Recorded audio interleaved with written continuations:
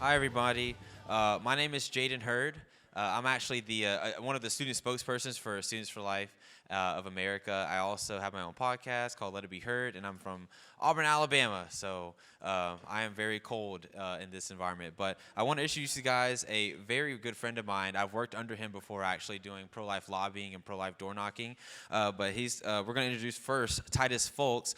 He is the National Activist Coordinator. He has managed and worked on campaigns across the country. He has delivered 36 election wins to Students for Life Action since 2019. He started working in politics in 2013 by getting involved with Students for Life at Liberty University, and he knows how important campus activism is in the fight to abolish abortion. He's passionate about connecting college activists to pro-life jobs and internships, and he's always happy to review a resume. Without further ado, Titus Folks. Thank you. Thanks, Jaden. So we're really excited to talk about what we do at Students for Life Action. We are like Students for Life, but political. What we've really perfected is helping Republicans find early retirement. If they don't vote the right way, helping them find a way out. So we are going to just go over what this looks like and what our model looks like, because it's not the same model that every pro-life group has or everyone's focused on. First of all, we want to highlight our straw poll. If you haven't voted yet, we're planning on releasing to the media. I've already seen what I think the results are going to be, and I'm excited about it. But if you haven't already, you can go to studentsforlifeaction.org/straw poll, and you can vote on who you support for president, vice president, a couple policy questions. And we'll be releasing that to the media at 5, I believe. So right in the main session after this is when we're planning on actually having Kristen talk about it.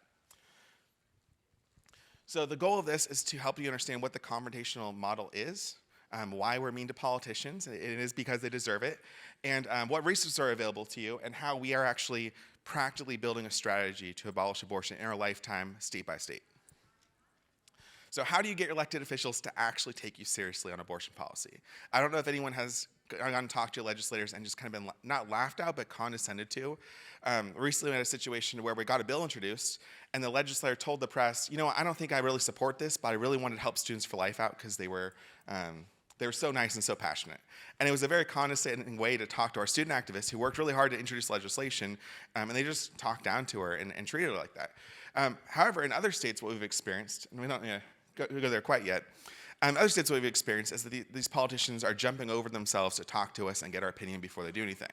And the difference is how we've actually implemented political power in those states, whether we've actually seen politicians have to resign or step down after losing an election because of our involvement. And there really is a sense in which our political power is proven by how seriously we're taken. And that's why sometimes if you go and talk to a legislator, and you might not even be from their district, they might not take you very seriously until you've done something to prove yourself, or unless you're attached to an organization that has. So a lot of the time in the pro-life movement, we act like this first dog, and we're at the Thanksgiving table, and we're underneath the table, and we're just begging for scraps. We'll take anything they'll give us. If they'll just look at us in the right direction, give us some food, we'll be happy. But what we really need to be is a second dog. We need to be this angry dog that jumps on the table, grabs the Thanksgiving dinner, eats all of it, throws it up, maybe eats it again, and then maybe lets the owner have something to clean up. So we want to be very aggressive in pursuing pro-life policies because these lives matter, and we shouldn't be taking scraps. We should be advancing bold, courageous policies that actually save lives. So in 2023, we had a lot of cool successes and a lot of reasons why we feel authoritative in actually talking about this stuff. One is we were supporting Senator Tuberville in his fight. For those of you who are following that, they introduced new policy to actually fund abortion travel for service members. That was a brand new thing. We've been fighting over the Hyde Amendment recently, and actually whether we as a country actually agree that we shouldn't have taxpayer funding of abortion. And Senator Tuberville actually stood up and stopped military appointments until they would reverse that policy. He fought seriously this year, and it was really incredible. Then in Wyoming, we got our chemical abortion prevention bill actually introduced and passed. And it is the third year that we've been pushing it, and it's the first bill of its kind. We've been pushing this across the country in the upcoming year. And then we had, of course, the ERA again, which just keeps rearing its ugly head. It's the Everything Related to Abortion Act, where they are trying to get abortion in the Constitution federally. And we talked about late-term abortion. And then the University of Pittsburgh was really a success we're excited about. For those of you that haven't followed it too in-depth, the University of Pittsburgh, they were doing experiments on aborted fetuses, and they were actually grafting baby skulls to mice. all kinds of weird, grotesque stuff like that.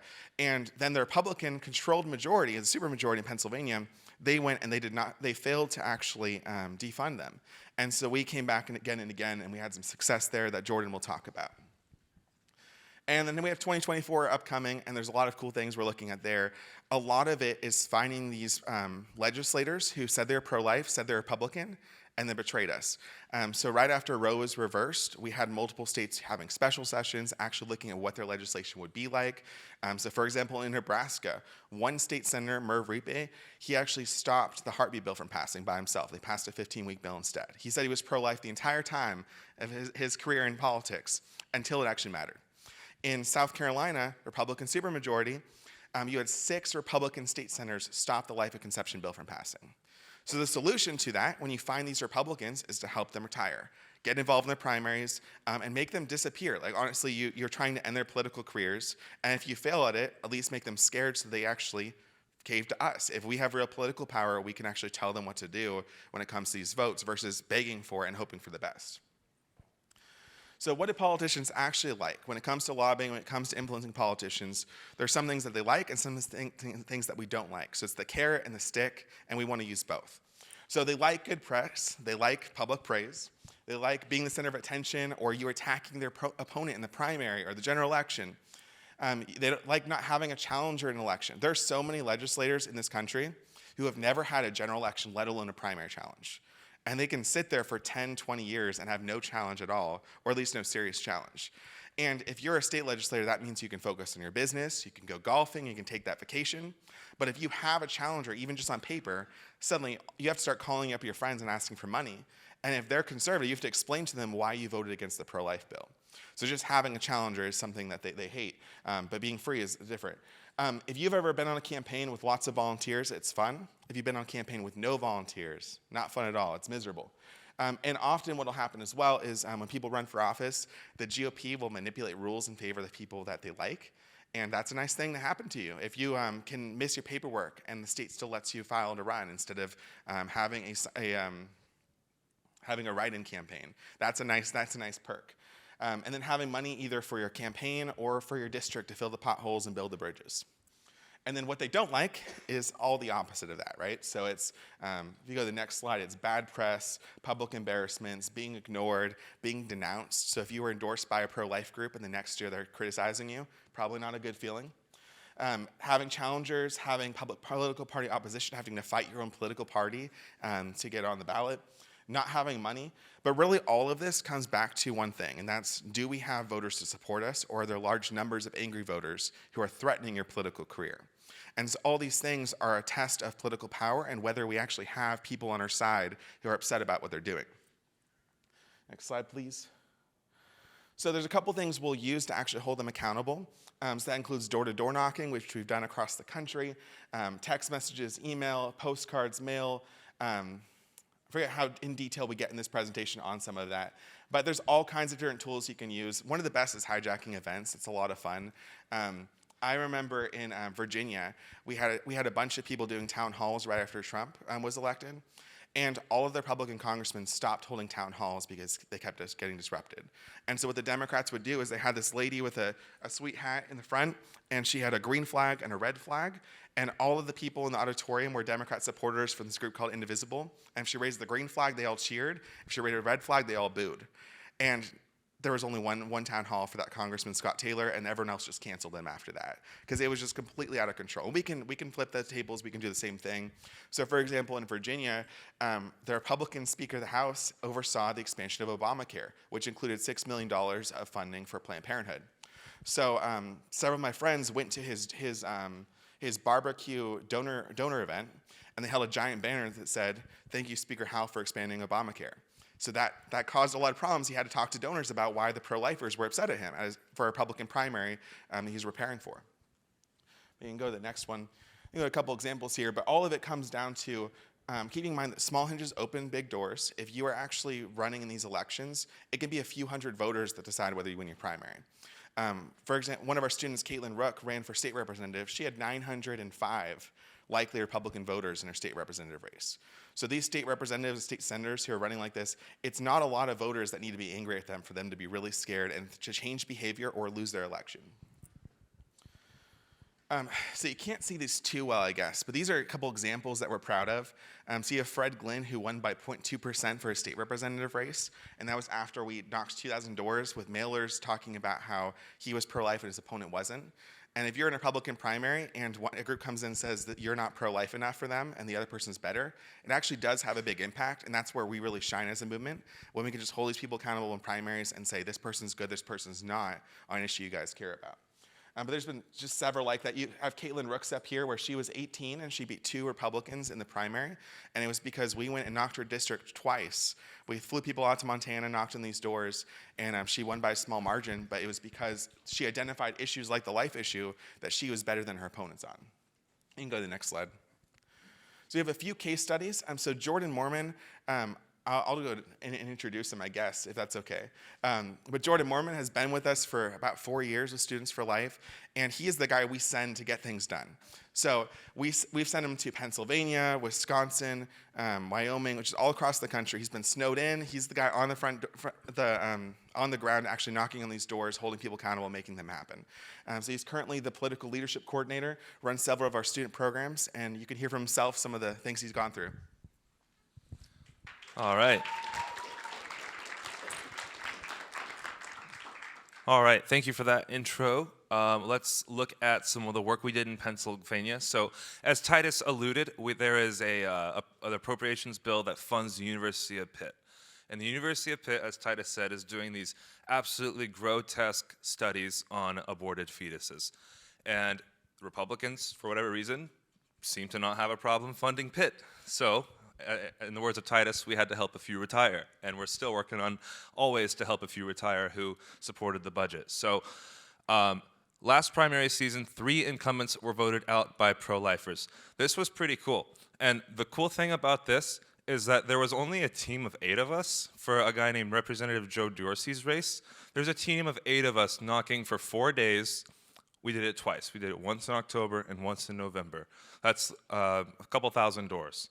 And what we were able to do is Joe Dorsey won by a few hundred votes, and you'll see later on that he credits us with that win.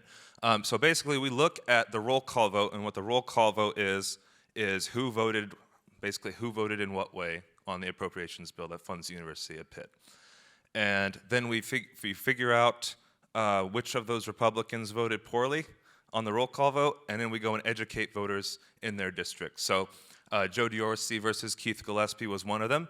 Another one was Marla Brown versus Chris Sinato in Newcastle, PA, about 40 minutes north of Pittsburgh.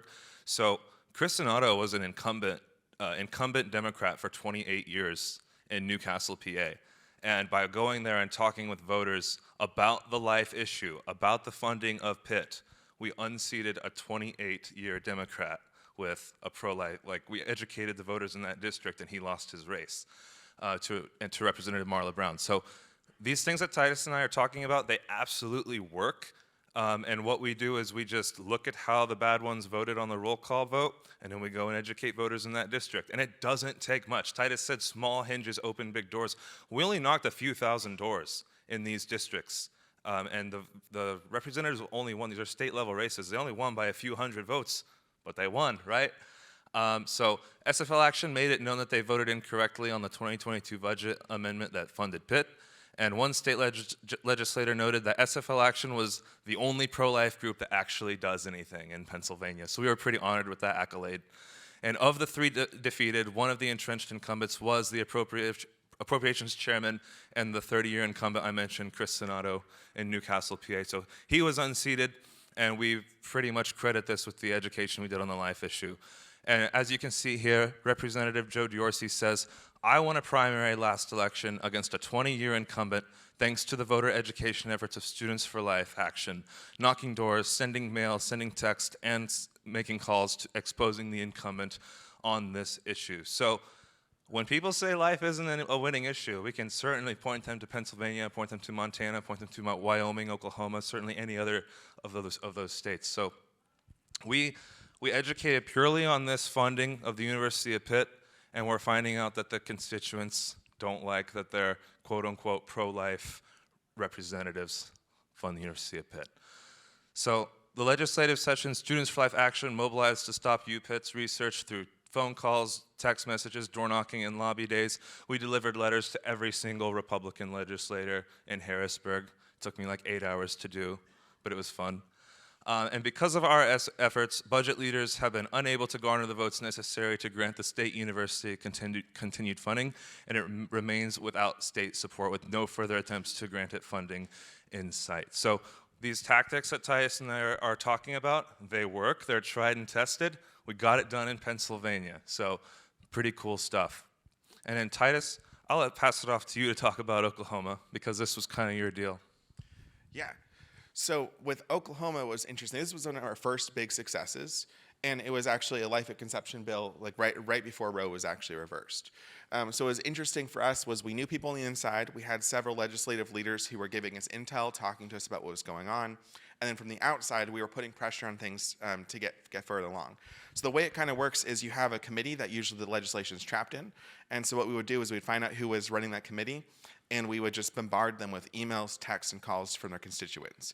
So we would send out 20,000 text messages to their district, let them know that their legislator was refusing to give momentum to the pro-life bill, and then he would advance the legislation. It was just rinse, repeat from that. I don't think we did as many. I don't think we really had to replace anyone in this one as much as just put political pressure on the right people. And so it's just a matter of figuring who was actually squishy when it came to this vote, and was potentially squishy when it came to the House and the Senate. And based on past votes, you can kind of look at it and kind of make an educated guess on how that's going to be. And we were able to hold them accountable. So it didn't take that many doors even. We sent a regional coordinator. They got 4 students together, and they put pressure on individual legislators who we thought were possibly not having a backbone on this, not actually going to be pro-life. 4 lobby days. I mean, what was interesting with this was, like, with the calls and emails, a lot of that was, it's grassroots. Like, either it happens or it doesn't. We'll send out information about what's going on, and sometimes people just don't care, and sometimes they're excited to actually make an impact and follow up with them. So this is one. I mean, it costs $48,000. But in the course of, I think it was 2 years ultimately, we got a life at conception bill passed. And there's states that, prior to about 2013, 2014, most states didn't even have heartbeat bills getting passed, and even the most conservative ones. So here you go. All right, and then next we have Wyoming, my favorite. All right, so Wyoming's a really kind of a long story. The bill that we introduced was a chemical abortion ban, and the story actually starts in 2021 with a guy named Representative Chuck Gray, who helped us introduce the chemical abortion bill. And the bill failed, but we got the roll call vote, so we know how each representative voted. And what we did was we targeted each Republican who voted against the chemical abortion bill. And now, Wyoming's crazy, because you're thinking, like, this is a state where the legislature is 95% Republican. I think right now there's 4 Democrats in the House out of 54, I think. So you might be thinking, like, Wyoming, of course it's pro-life. Like, obviously they have a law on the books, and not really. They didn't really have any meaningful pro-life legislation until a trigger ban, I think, in 2021. So we went in with our chemical abortion ban, which, if passed, would effectively end abortion in Wyoming, with the exception of drug trafficking. So Chuck Gray introduced this bill in 2021, and it passed the Senate, and we got the roll call vote, and it failed, but we relentlessly exposed those who voted bad on the bill. And I think 7 squishy Republicans were replaced with conservatives that following election cycle. So a very short budget session renders any meaningful pro-life legislation doubtful. So intel from broader pro-life coalition reports leadership's excuses why they're not passing pro-life legislation. The session's too short. That's why we can't pass pro-life legislation. Yeah, okay. So Representative Barbara Ehart has asked for the model bills and intends to introduce them. Members of our team are also planning to approach the governor to see if he will consider using our model regulatory directive to have the health department adopt emergency rulemaking to require in-person dispensing and more. So that's intel from broader pro-life coalition legislators, shows a changing tone. And again, this tone is shifting because after our bill failed in 2021, they realized that we meant business. We sent mailers, we sent texts, we sent calls. We have two really powerful pro-life groups in Wyoming at Wyoming Catholic College and University of Wyoming, and I think these people saw after our bill got shot down that we meant business. So Sharon Breitweiser, Executive Director of Pro-Choice Wyoming, wants to dispel the notion that abortion rights were ever completely secure in Wyoming. She says, we worked our butts off every year from 1990 through 2022, but it's obviously gotten worse in the last few years. And we were honored, absolutely honored, to have her say that the anti-abortion activists have put more pressure on legislators using what she described as bullying tactics. So we were proud to have bullied them into not killing babies. That was pretty cool. So we did 52,225 mail pieces.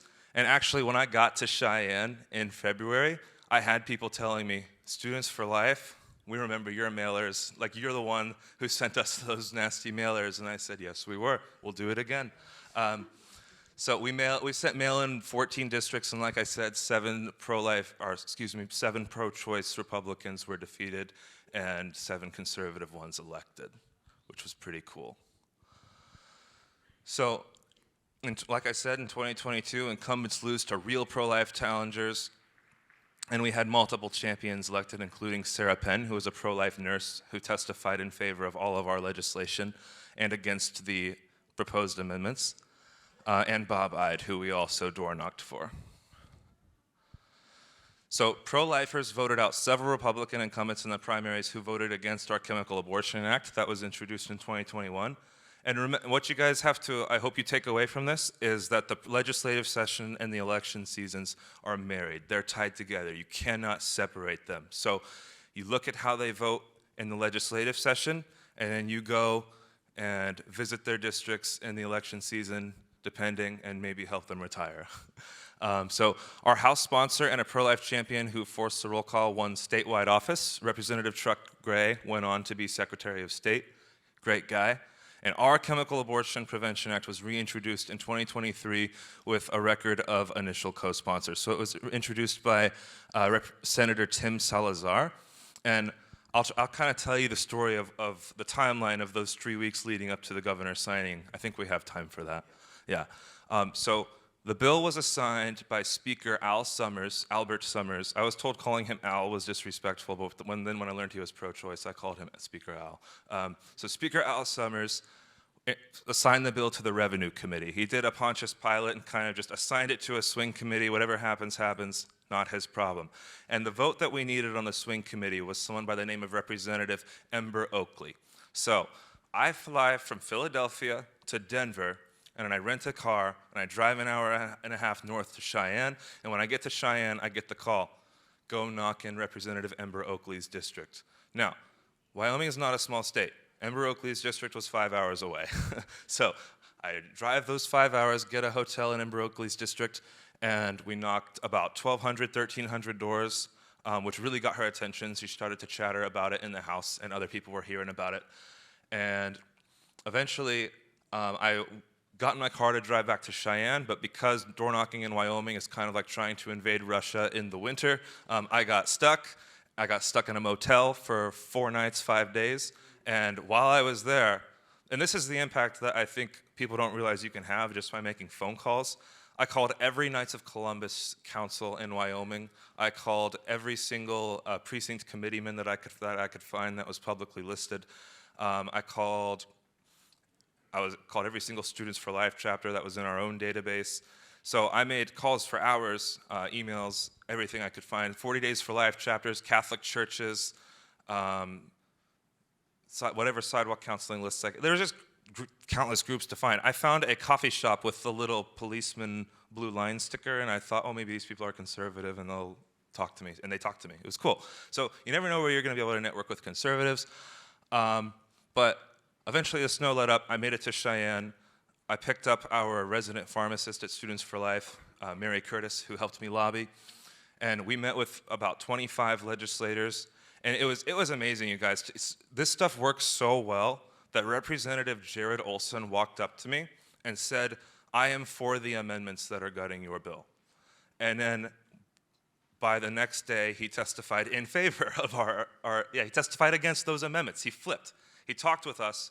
We went out and did some door knocking in his colleagues' districts, went back the next day, and then all of a sudden he's on our side. It was awesome. It was the greatest flip I've ever seen. He just explicitly, I'm for these amendments. Oh, really? Talk to us tomorrow. I'm against these amendments. Thank you. And so we talked with another one named Representative Landon Brown, and he was really squishy. You know, he used trigger phrases like, here's what you've got to understand about Wyoming. And so we went and door knocked his district. He's like, I'm pro-life, but here's what you've got to understand. Anytime a politician says, here's what you've got to understand, they're about to lie to you, more than likely. So he said, here's what you've got to understand. And we went and door knocked his district, and then the next day he wouldn't talk to us. I don't know why. It was crazy. So we went and door knocked it again, and it was fun. But these tactics worked, and eventually everybody voted yes to final passage. Most of the Republicans voted yes to final passage. We got a lot of people to testify against our amendments, and now in Wyoming, the governor ended up signing the law banning chemical abortion in Wyoming, and 100% of the abortions in Wyoming were chemical abortion. So there is no more abortion in Wyoming, thanks to the work of Students for Life Action. So that was pretty cool. I could go on about Wyoming, but obviously we don't have the hours that I'd like to spend talking about Wyoming. So we've got some other accountability fights that I think, Titus, you wanted to talk about? Oh, you can take this. Yep. But yeah, South Carolina has been interesting. We had those 6 state senators who voted to stop the life of conception bill. And one of my favorite things that's happened so far with that is we decided we were going to go to their churches because most of them attend a conservative Christian church, apparently. And so we went and we dropped off the mailers we would normally mail to the district and put them on the cars after checking with our legal team and everything. Well, one of them sent back a letter signed by our bishop. I won't tell you what denomination it is, just in case anyone has opinions about them. But it was a certain type of Lutheran, though. But they sent me back this letter criticizing us and calling us to repent for littering after we left those mailers on their car door. But that's one that's ongoing because it really is a state where there's no reason why South Carolina shouldn't have a life of conception bill. When you look at the almost 15 states that have life of conception bills, there's no reason South Carolina shouldn't be on the list. And right after Roe was reversed, they were the 3rd state to even consider it. And it just so narrowly stopped. And all of these 6 state senators, none of them ran as being pro-choice. They all ran as being pro-life, and then something changed their mind. And that's a lot of what we run into. So like I'm in Indiana. In Indiana, we had Republicans who were giving speeches like, I've been pro-life for 10 years. I've always voted for the pro-life bill, but I think I'm pro-life and pro-choice now, right? All kinds of crazy nonsense like that where they've been lying to get elected, and now that it's actually time to do the pro-life thing, they're not doing the pro-life thing. And that's what we have to look out for and then call them out on. We can keep on going on this one for a little bit. But Nebraska, we bought a billboard recently. So the billboard talking about how he's the reason why we don't have even a heartbeat bill in Nebraska. Nebraska, again, a conservative state, they only have, is it 12 or 15 weeks that they actually have? 15. So if you know anything about a 15-week ban, that doesn't even stop 5% of abortions if you start including all the exceptions. So at a federal level, maybe at a state level, that's just a waste of time. But this is a state that has a Republican supermajority that held on to it very well. And people like Merv, I think he's only been in office for maybe 2 years, and he ran as a pro-life Republican. And then it came time to do the pro-life thing, and he refused. So we've been at his church, too. We've have the billboard up, and we've been knocking doors in his district. If anyone's from Nebraska and you want to knock doors, we have opportunities for that. North Carolina, we had the heartbeat bill failed, but it's one of those states where we think if we come back to this, depending on the elections in 2024, we might have some good opportunities to do that. But you can just keep going on this list. I mean, in Arizona, we had a situation where pro-life Republicans with the majority voted against sending $6 million to pregnancy resource centers. And so we went and we helped one of them retire, and then the other one lost her election to the Democrat. And we were okay with that because she was gone. And that was one where after we actually got this Republican who voted against it replaced, her replacement, Senator Nancy Bartow, actually got pro-life legislation passed instantly. It was wonderful. But we can just keep on going on with these states, and many of you probably have stories of your own in your state. But you can go to the next slide. So one thing we wanted to plug for this while we're on this topic of just kind of more conversational politics is we do have a free speech support system. So if you are on a college campus where you run into free speech issues, just having your campus group set up, we do have lawyers we can refer to you. I know it isn't completely related to what we're talking about, but it's something we've run into so much. I think it's almost 100 that we have a year, that we have situations where high schools are told they can't form a group or colleges. So I wanted to throw that in there. And then next slide. We want to open for questions. I know a lot of you have different situations in your state. I might be curious what we're kind of talking about. But this is a training that we offer as an 8-hour training that's much more in depth if you really want to figure out how to do this in your state. One of our students, Cheyenne Vandeventer, she heard this training, hosted one in Kansas, and then got legislation introduced last year. So this is something that you actually can practically do in your state if you're trained properly. We also do this for other pro-life and pro-family groups, so we can kind of have the same strategies in mind before we collaborate. But Jordan has the mic. If anyone has any questions. I think they're going to turn this on and let people come in. Oh, that's perfect then. Yeah. So anyone, if you have any questions, feel free to let me know. I appreciate it, guys. Yeah, come stand here and you can use the mic. Yeah. What's going on with Virginia? Who have we got in Virginia that is pro-life and actually acting for that? Yeah. I love that question because we just got 2 Students for Life alumni elected as state representatives this year in Virginia. So that's, yeah. So that's Mark Early Jr., who was at Virginia Tech, and that's Tim Griffin, who was at Liberty University and Appalachian School of Law. And so we're working on a chemical abortion wastewater bill, which is one of our top priorities, making sure there's clean water, but looking at the environmental question and calling liberals bluff on it. Because when you think about it, when you think about chemical abortion, you're not even supposed to flush a goldfish down the toilet. And people are actually having toilet bowl abortions and flushing the fetal remains into our water supply. So we're looking at chemical abortion regulations related to that, and he's introduced that. And there's a number of other ones. I'm blanking on his name right now, but I wish I could. I think it's Phil Scott in Spotsylvania. He's a friend of mine, and he actually has a daughter with similar health issues my daughter had, and he's introduced legislation as well. Green Beret, Nick Freitas, he introduced a 15-week bill a couple years ago, and he's great as well. So there's a couple good ones. The challenge with Virginia is that you have a Democrat majority of 1 seat, and so it's so close that a lot of the Republicans are scared to do much until they have a majority. So they are considering a state constitutional amendment to enshrine abortion as a right in Virginia. It takes multiple years in Virginia because you have to get it through the legislature twice, and then it goes to the ballot. So that would be 2026. So if they can get 1 Democrat to defect in either chamber, they can stop that. And that's kind of the main priority right now for the state. Yeah, thank you, Titus. I have a question. I live in a very blue state of Massachusetts. I'm curious, have you ever tried, with SFL Action to get involved in more blue states? Because I know your chance of passing even a 15-week ban in Massachusetts would be 0, but there are some things that even a lot of pro-choice people support, like not taxpayer funding for abortion or limiting abortion in the very late term. Have you ever looked into that, and have you had any success with that? Yeah, so Chanel Prunier, who's our new executive director, ran a family policy group in Massachusetts for 15 years. So she's been up close and personal to that situation. And what I think we've learned from her experience and others is that really the best thing to do is focus on those defensive fights. And so, for example, in Maine and New Hampshire this year, and I could just keep listing states because we've done at least 15 lobby days already this year, right? So we're just literally everywhere. But in Maine and New Hampshire, both states are considering constitutional amendments to enshrine abortion as a right. And so we're in both those states testifying. And a lot of states like Maryland, for example, keeps considering assisted suicide every year. And because it's defensive and because politicians don't like to rock the boat, by just having confrontation on our side and showing that there will be confrontation if they do something like legalize assisted suicide, we can stop it. So it's worth mobilizing to keep things from getting worse until the political winds change, basically. Interesting, thank you. Yeah. And we have 5 minutes, so we'll do our best to answer as many questions as we can. Thank you. Can you explain a little bit more about the captain program? Yeah. So we have, I believe, 25 this year spots for the captain program. And 25. Sorry. 25, yeah.